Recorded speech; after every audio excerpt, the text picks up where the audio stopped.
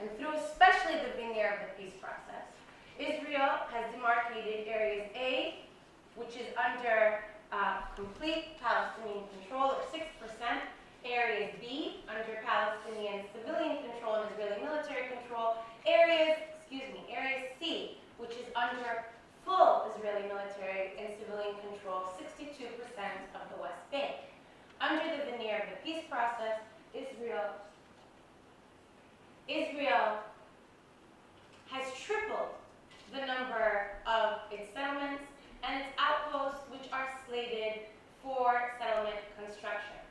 Add to that in addition to this land that has been confiscated, the maximum amount of land with the minimum amount of Palestinians, you have the apartheid wall, which runs, 85% of it runs in the West Bank, confiscating another 13% of this occupied territory. In effect, Palestinians remain concentrated in these lands here. We've concentrated the maximum amount of Palestinians into the minimum amount of land. These areas are Area C. This area here is the Jordan Valley, and it's declared a military zone. And through the maldistribution of resources, first and most importantly of which is water, farmers cannot live there, and instead Israel has built, with the presence of only 6,000 settlers, a $1 billion palm date industry. Here is what that would look like in the West Bank and what has been done since 1967. But inside what's known as something random, Israel proper, which is the name given to Israel because it has never declared its borders and yet to declare its borders, Israel is pursuing the same policy against its Palestinian, Muslim, and Christian citizens. And of course, I won't be able to do justice to this in the way that Attorney Suhad Bishara would be able to do with much greater sophistication, but let me just say that this policy is rampant within Israel as well, vis-a-vis its own citizens.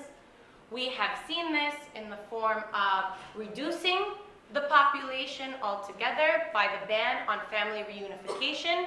We are seeing this in the form of the prior plan, which suggests to remove 70,000 Palestinian citizens of Israel located in the south of Israel, or the Negev desert, and to relocate them into urban townships where they'll be concentrated.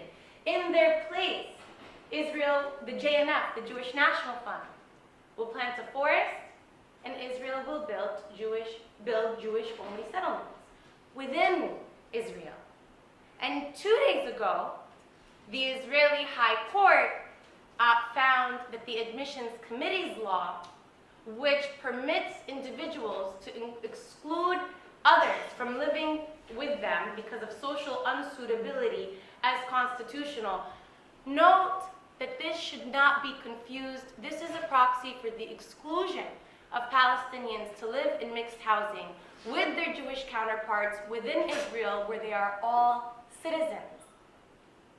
And this is extremely important because the High Court itself said that Palestinians could live in Jewish neighborhoods, mostly in 434 communities in the Negev and in the Galilee, in the Qa'dan case in 2000, that it said you cannot exclude Palestinian families from living in these Jewish communities within Israel. And now, 14 years later, the High Court itself said that yes, you can exclude Palestinians, thereby increasing the concentration of the Palestinian population. How does this then apply? Oh, and let me show you a map then of the Negev. This is the Negev today, and you can see these plans of concentrating Palestinians within Israel. And I couldn't find a suitable map, maybe I should ask you about this afterwards, of concentration of Palestinian communities, mostly in the Galilee where this is most rampant. Okay, so how does this then apply in Gaza, where Israel couldn't do this by a formal occupation and the expansion of settlements, and hesitated